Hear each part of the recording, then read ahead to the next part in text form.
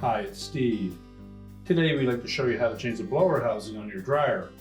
It's a really easy repair. Let me show you how we do it. Now before we begin this repair, the first thing we'll need to do is to disconnect power to the dryer. So either pull it far enough forward that you can unplug it, or locate the electrical panel, turn off the appropriate breaker, or remove the appropriate fuses.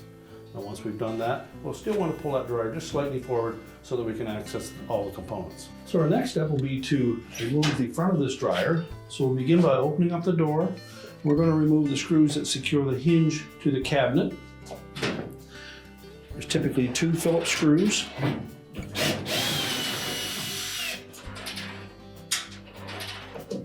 So remember to support that door as you remove the second screw. The door will typically stay in place because the hinges have hooks on the end of them. So we're just going to grasp that door, lift up on it. We'll release those little hooks on the end of the hinges, and then we'll set that door aside. Now on the opposite side of that door opening, there are 2 plastic clips, spacers. And again, they have Phillips screws that we need to remove.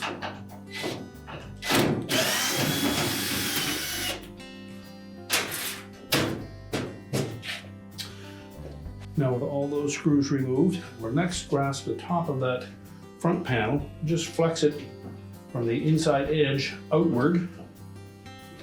That will unhook it from 2 clips that are on the side of that cabinet. We can lift it off of the base.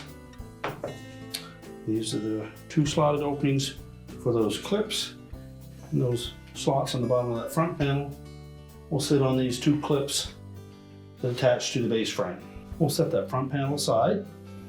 So the first step in removing that front bulkhead is to remove these 2 clips that are at the top of the bulkhead, and they secure the main top to the cabinet. There's a single 5/16 hexhead screw in each of those brackets. So remove that screw and then pivot the bottom of that hook to the outside and allow it to drop down. This hook will fit into a slot that is located on the bottom of that main top. We'll do the same for the other side. And again, just pivot it towards the outside and drop it down and out. Now our next step will be to remove 4 screws that secure that bulkhead to the cabinet. So there'll be 2 on the very bottom and 2 more at the top. And there'll be the screws that are closest to that spring clip. Now once we've removed the screws for that bulkhead, our next step will be to lift up just slightly on the front of that main top, and then we'll pull that bulkhead away from the dryer. Now the dryer drum is sitting on the glides on that bulkhead, so you may need to just take a little bit of the weight of that drum as you remove it. So again, just lift up slightly on that top.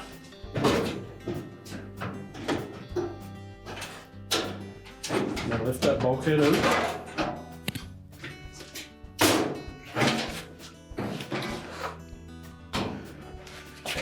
All of the wires that are attached to the door switch, light socket, and sensor are on the right-hand side of that bulkhead. So we're just going to sit the bulkhead off to the right of the dryer. We'll leave the wires attached. Just make sure there's no strain on them. Now our next step will be to remove the belt from the idler so they can remove the drum. Now to do this, we're going to reach in on the left-hand side of the dryer through that gap between the drum and the blower housing. We'll also reach in on the right-hand side of that blower housing. Once we locate that idler wheel, you'll find that the belt comes down over the left-hand side of that drum, goes out over top of the idler wheel, below the idler wheel, wraps around the motor pulley, and then off to the right-hand side. So we're going to pull that idler pulley to the left. That will release the tension on the belt. We can slip it off the motor pulley, and then allow that idler to come back to the right, and the belt is disconnected from it. So now we're going to lift that drum out through the opening in the front of the dryer. Now, if you wish, and if you have enough room behind your dryer that you can tilt that main top up, it'll make that job a lot easier. So if you haven't done so, we're going to lift that top up and support it. So just lift up on that top, make sure there's enough room behind the dryer that the console doesn't contact the wall. Now with the top in the fully upright position, we'll take a lanyard that we've secured, put a hook through the hole in the bottom of that main top.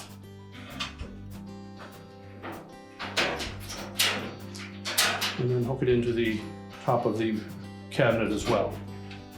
Just make sure it has a slight tilt backwards and it will support itself. Now next we're going to reach in, we'll grasp that belt. You should have this much slack in that belt. That would indicate that it's tight up against the bottom of the drum and not wrapped around the idler or any wiring. You can lift up on that drum and we'll fit it through the opening. You may need to separate that cabinet just slightly. And then we'll set the drum aside. Now with the drum out of the way, our next step will be to remove the cover on that blower housing. We'll start by taking the 5/16 hex head screw out of the bracket that attaches to the base. Then we'll remove all of these 1/4 inch hex head screws around the perimeter.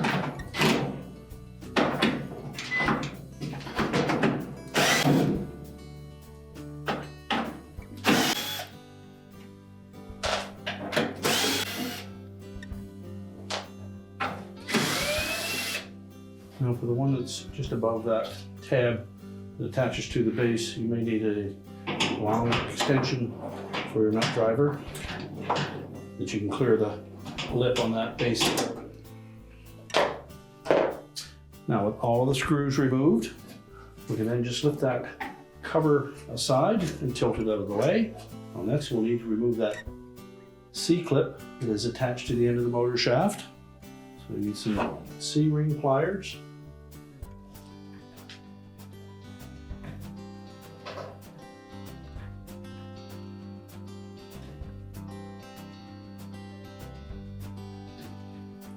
And just separate that enough to remove it.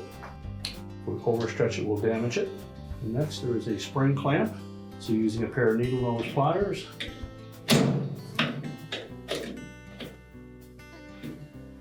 remove that, and we can pull that blower wheel off of the motor shaft. Now that will expose the 4 mounting screws that attach that blower housing to the motor frame. So using a 5/16 nut driver, we'll remove those 4 screws.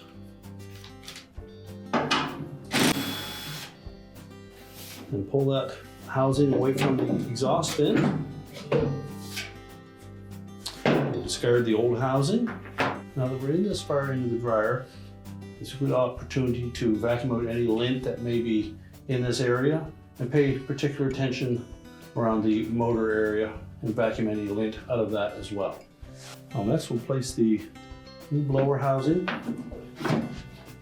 into position.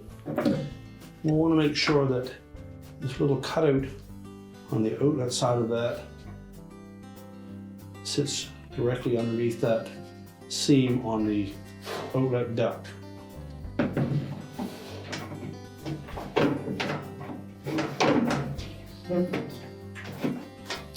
Make sure that that duct sits firmly up against that housing. Line up one of the screw holes in that motor bracket. We won't tighten those screws yet. Just want to make sure that we line them all up.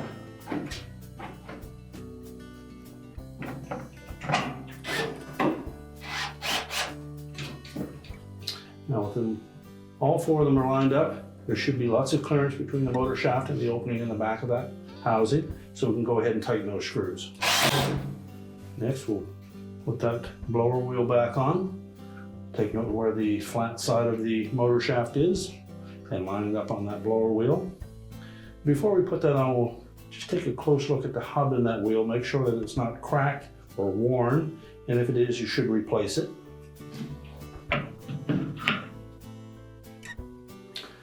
Should fit fairly snug on that motor shaft.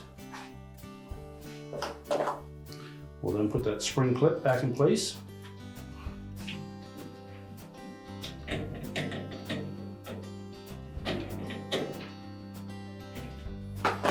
And then we'll reposition the C-clip. And make sure that drops into the groove on that motor shaft.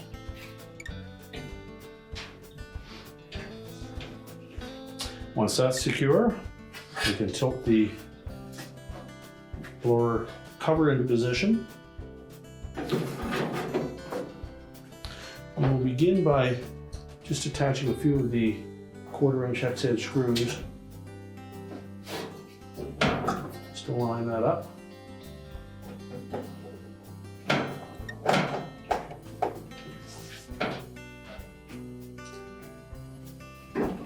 We'll want to pay careful attention to that one on the bottom, because it's the most difficult to install.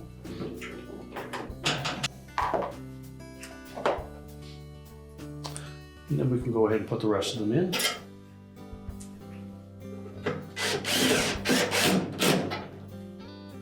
And take care not to over tighten these screws, as they are going into plastic.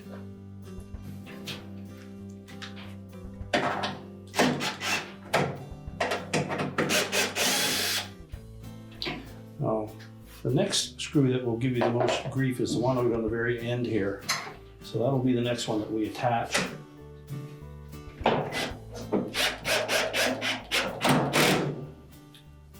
Now, once we have those two in particular in place, we can go ahead and attach the rest of them.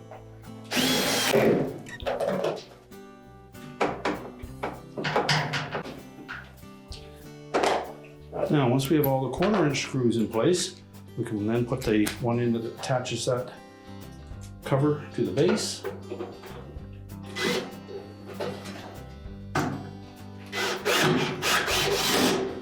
And now we're ready to put the drum back in. And first we'll show you how that belt should attach to the motor and the idler pulley. Now when we put the dryer drum back in, it's very difficult to see where the belt will go on that idler and motor pulley. So we'll show you, before we put the drum in, how that configuration will be. Well, first of all, keep in mind that the groove side of that belt will be up against the outer surface of the drum. The configuration will be, we'll wrap around the motor pulley. So the flat side of the belt will go on the underside of that idler, and that will pull that idler all the way over to the left, where the belt will wrap around the drum, come across the bottom of the drum, where we'll have lots of clearance below that idler pulley, and that will keep tension on that belt all the time. So now we'll lift that drum with the belt and through the opening at the front of the cabinet.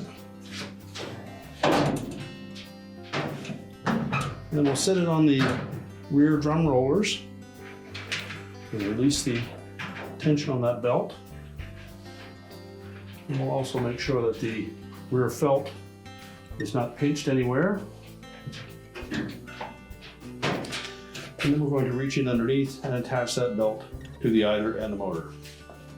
So with our left hand, we'll reach in, find that belt, make sure that the groove side of the belt is facing the drum. With the right hand, we'll do the same. We'll reach in, find that belt, and make sure we have no twists in that belt. And we're going to lay that belt across the top of the idler pulley. And then from the right hand side, we're going to push the belt below that idler pulley, forming a little loop. And then we'll push the pulley to the left. We'll take that loop with the belt and we'll wrap it around the motor pulley, making sure that the groove side of that belt fits right into that pulley. Again, check and make sure that there are no twists in that belt. And then we should be able to take that drum and rotate it, and you'll see that the blower wheel will turn. Just make a couple of turns with it. That will help center the belt. Keep a little backward pressure on that drum to keep it on the rear drum rollers. Just check across the top of the drum to make sure that the belt is laying on the marks where it had been previously. Again, make sure that that felt at the back is on the outside of the drum. And now we can put the bulkhead back in place. So before we put that bulkhead in, we can lower that main top. And just remove our lanyard and lay the top down on top of the drum. Now when installing that bulkhead, we're going to set the outlet duct assembly inside of the cabinet opening first. And we're going to tuck the back edge of that bulkhead inside of the cabinet. And then we want to make sure that we get it square in the opening. And then we're going to have to lift up on that drum slightly so that we can set it on the glides on the back side of that bulkhead. So just make sure we lift up on that drum so that we push that bulkhead back into place. You also may need to lift up on that top, because it has to float over the top edge of that bulkhead. Check to make sure that the screw holes are roughly in position. Again, reach in and check that felt. Make sure it's not bunched up and that it's actually outside the drum. And then we can secure that bulkhead with the screws. We'll start with the two on the bottom. We won't tighten those, just put them in enough so that we can secure it. We'll have to put some upward pressure on that typically.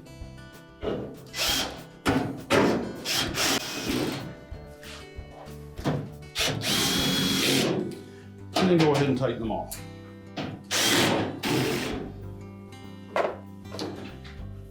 Now next we'll install those two hooks at the top.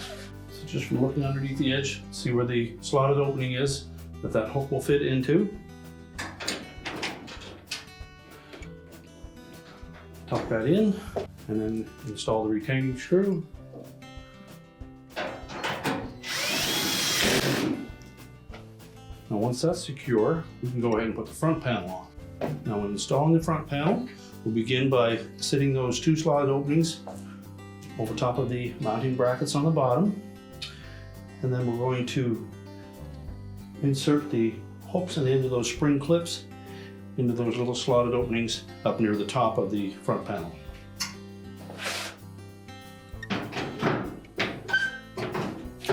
Make sure it's sitting down flush on both sides. And just flex those arms on that front panel.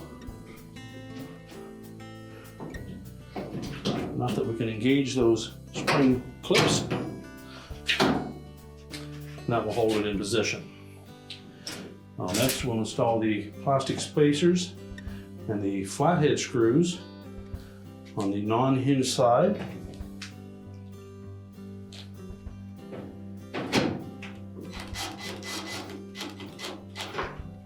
We won't tighten those just yet.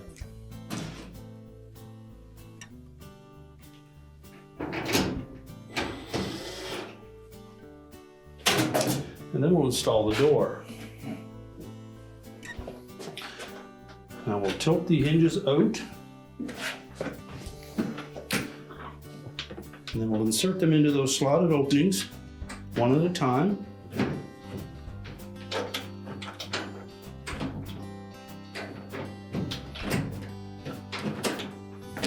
And once the hinges are flush with that bulkhead, just push down on it until the center screw holes line up, and that door should stay in place. We'll secure it with the countersunk head screws. And these we can tighten securely.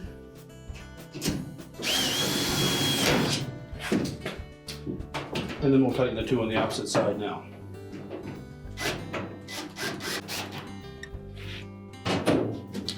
Check the operation of the door. And then we can prepare the dryer to push back into place.